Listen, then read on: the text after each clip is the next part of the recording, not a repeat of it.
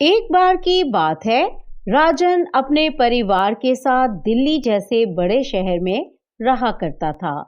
वो एक बड़ा व्यापारी था और उसकी दो बेटियां थीं जो दिल्ली के प्रमुख स्कूल में पढ़ती थीं।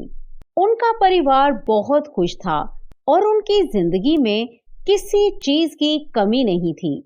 पर फिर अचानक राजन का व्यापार पूरी तरह से ठप हो गया और उन्हें सड़क पर आना पड़ा। बैंक ने उनसे उनका घर भी छीन लिया था। राजन और उसके परिवार सड़क के किनारे खड़े थे।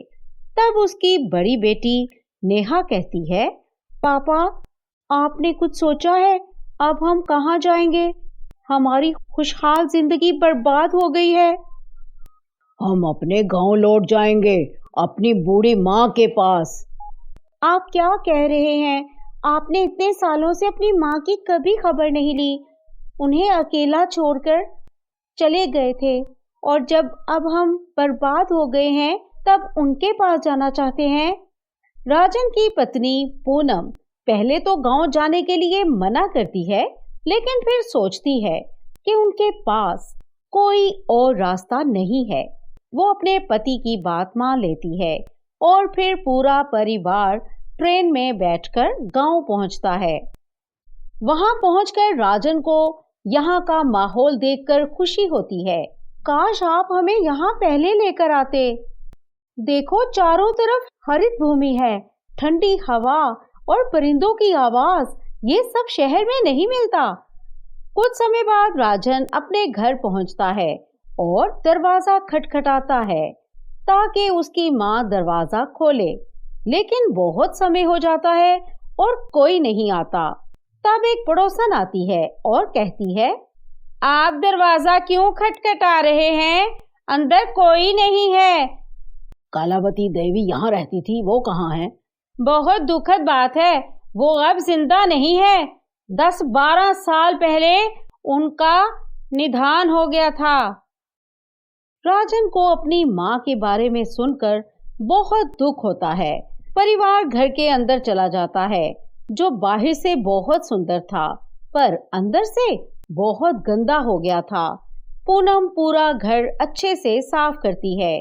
कुछ समय बाद उन्हें अपनी दो बेटियों के झगड़ा करने की आवाज सुनाई देती है।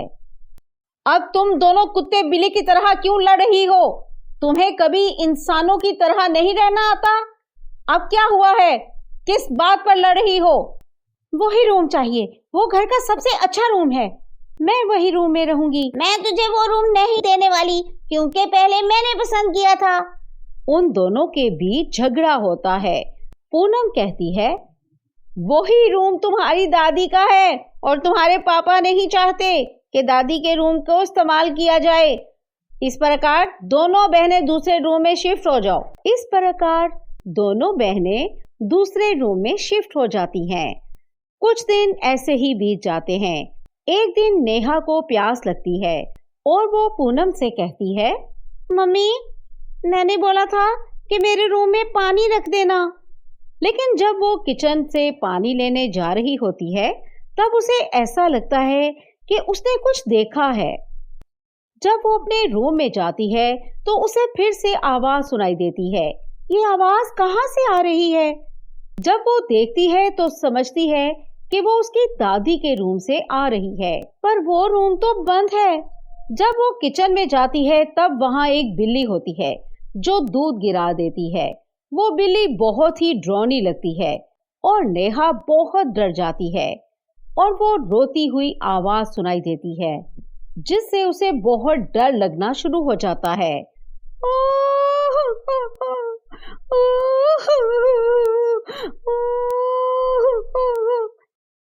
आधी रात को कौन रो रहा है? वो सोचती है और दादी के रूम के पास जाती है। जैसे ही वो अपनी दादी के रूम के पास पहुंचती है तो रोती हुई आवाज बंद हो जाती है। जब वो देखती है तो उसे डर लगता है, क्योंकि उसने एक पुरानी औरत देखी होती है जो बहुत डरावनी लगती है।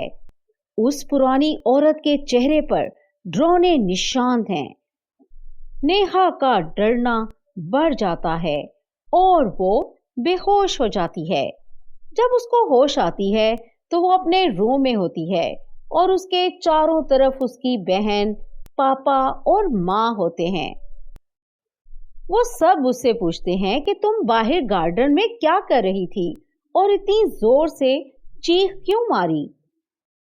नेहा कहती है, मैंने दादी के रूम में एक पुरानी औरत देखी थी जिसके चेहरे पर बहुत खतरनाक निशान थे। दोनों बहनें अपने माँ बाप को सब कुछ बताती हैं, जिसे सुनकर उन्हें बहुत दुख होता है।